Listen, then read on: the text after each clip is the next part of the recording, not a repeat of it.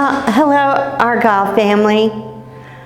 I want to take you back about 25 years. It was in 1997, and it was December 7th. And I had gotten sick.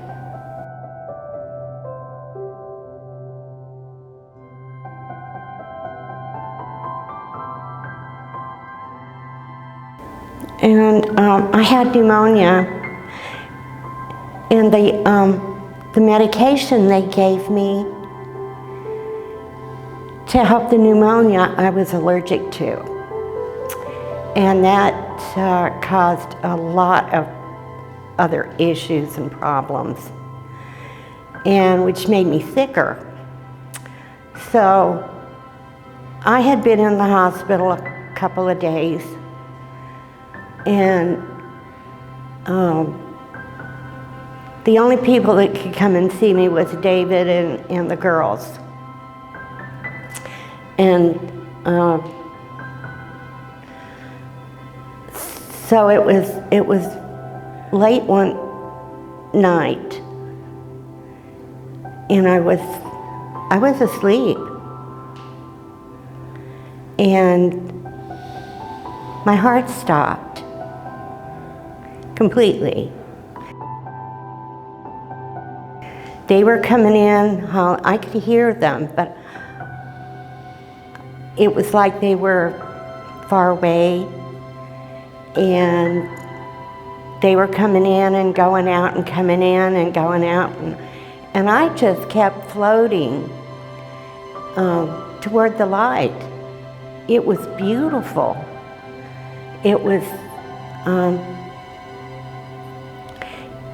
there's no light on this earth that can describe what I witnessed.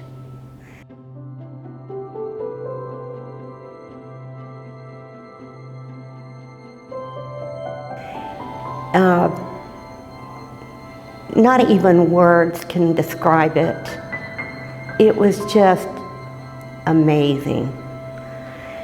And I kept going towards the light, and I was like wrapped in a blanket, this warm, cozy blanket, and I didn't want to go anywhere else. I wanted to stay right there. And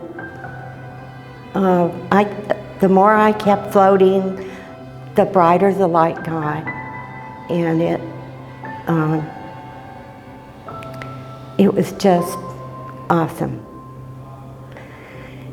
And so it was probably just a few minutes, but it seemed like a long time to me, because, you know, God's time is not our time.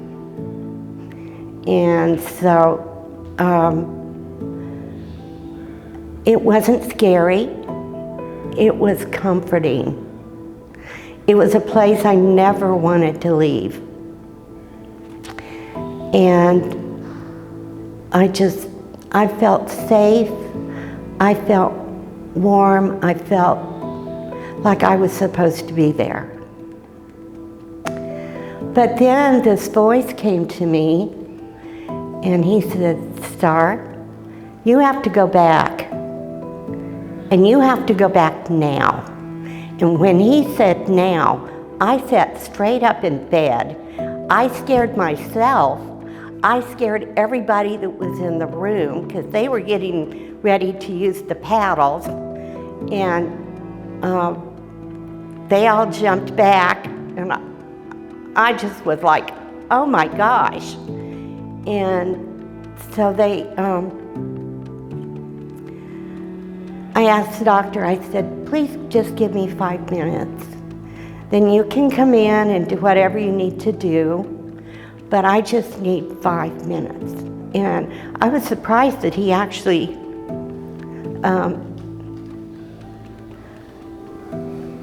went along with my wishes. So he did, he went out, everybody went out. I picked up the phone and I called Dave. And I said, Dave, you have to get over here, and you have to get over here now, because something has happened, and I need you to come. And he must have flown because we live in the same house we live today. And I was in Memorial, so that was quite a trip. But he made it. And the doctor came in and sat down with both of us, and he said, Starr, he says, I don't know why your heart stopped. But he said, the real question is, I don't know why it started. And I said, you don't? I said, I do. I said, it was God. God did it. God gave me a second chance. And he says, I can't dispute your words. He says, because I wasn't there where you were. And he said, all I know is your heart flatlined and we were trying to bring you back. And he said, and you sat up. And he said, I cannot say that it wasn't God. So after that, I was in the hospital for a month. And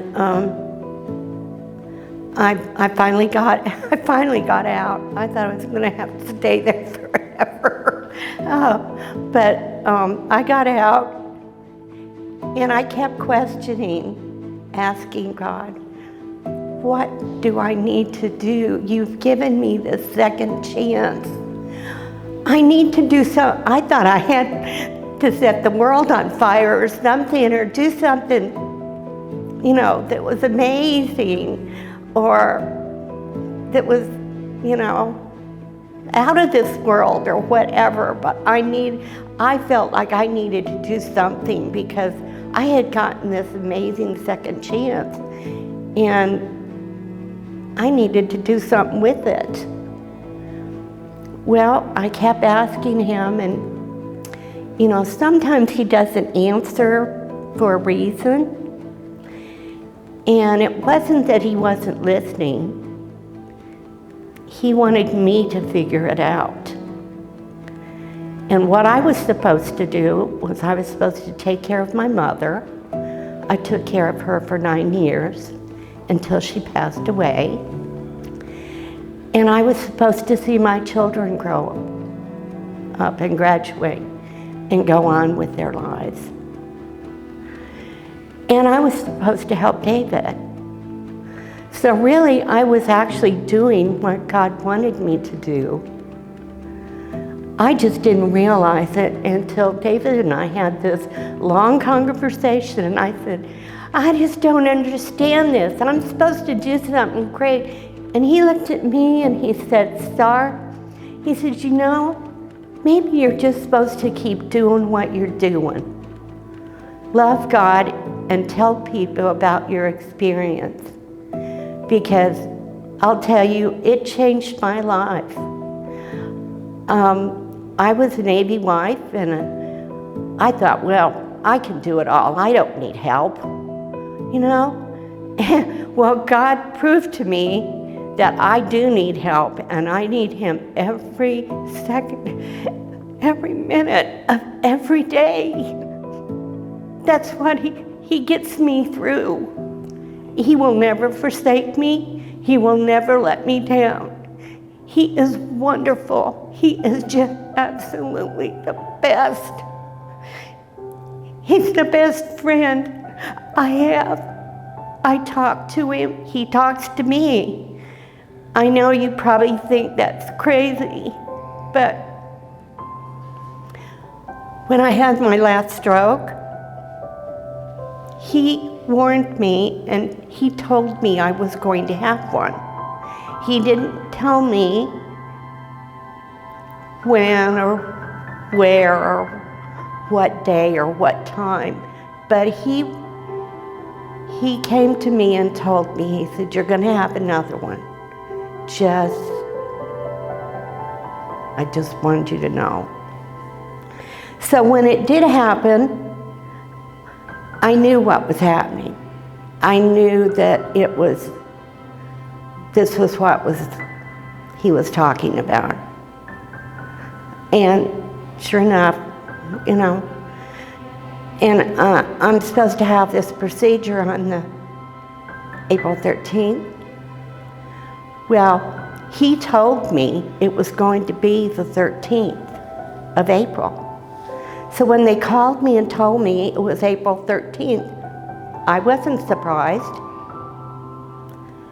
They have moved it though. They moved it to May. But it's things like that.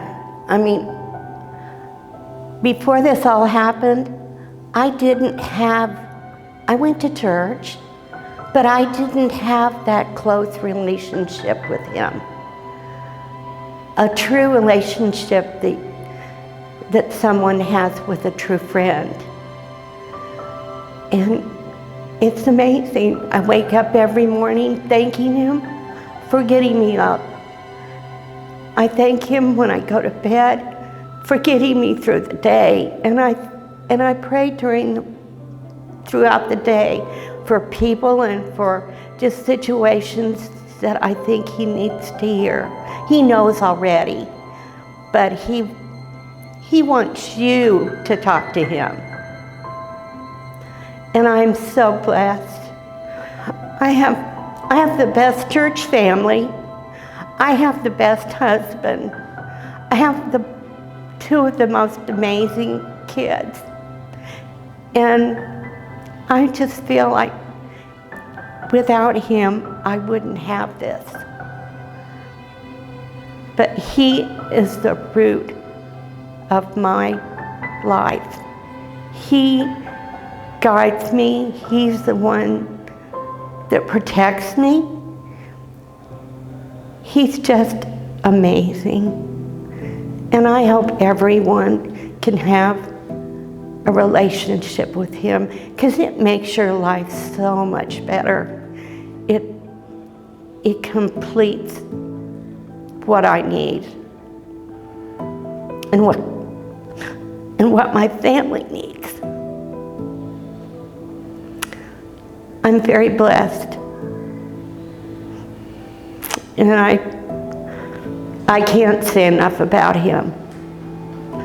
I've had 2 TIAs and I've had 2 strokes. So, and he's been through it. He's been there with me through all of them. Now, I might not have known about the first one that he was with me, but looking back and knowing what happened, he was there. He was right there. And he'll be with me until my last breath. And I'm not afraid of going when my time comes, because it's not the scary thing that you think it is. It's a beautiful experience.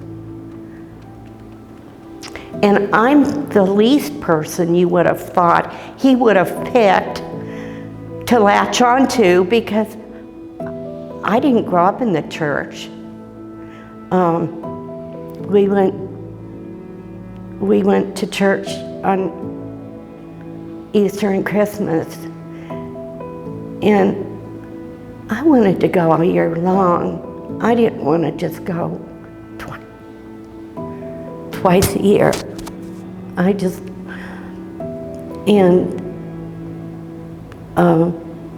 So when David and I got married, we got married in his church.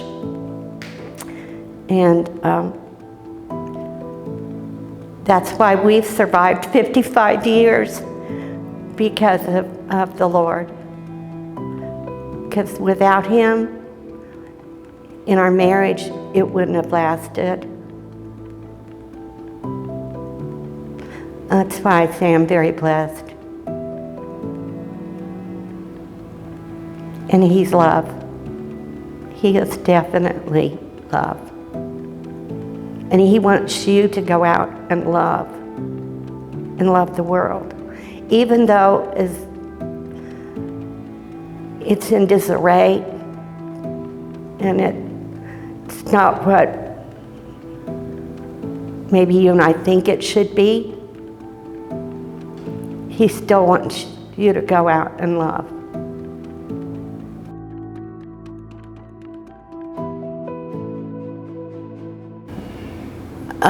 Well, we talk all the time. I mean, I have my quiet moments where I go pray, but even out in working in the yard or working in the garden, you know, I'm in awe of what he does.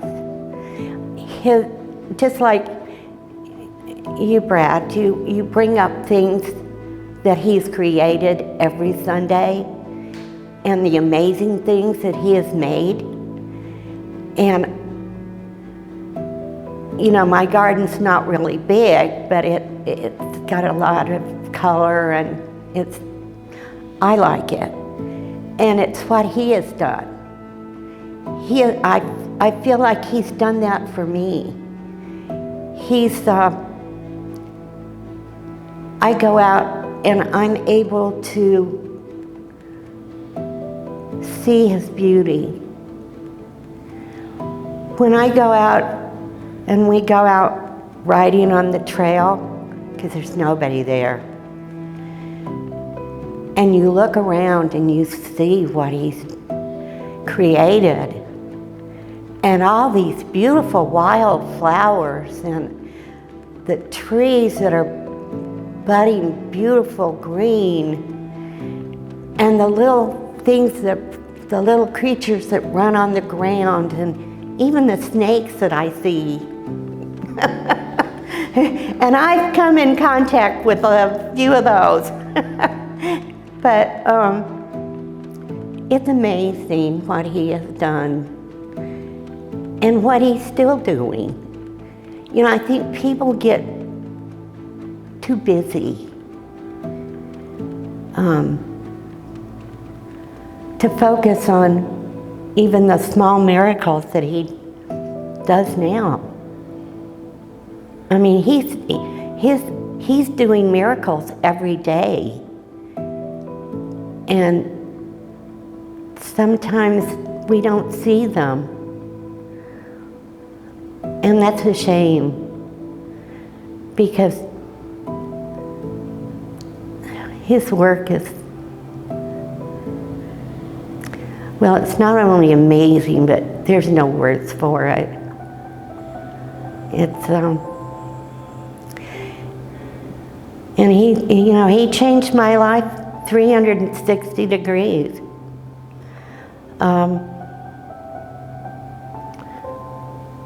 When this all happened to me, I've never looked back. I've never wanted a life without him.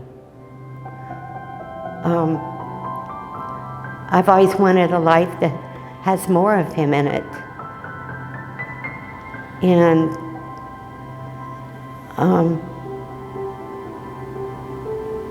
I just feel so blessed. That's it. That's all I can say.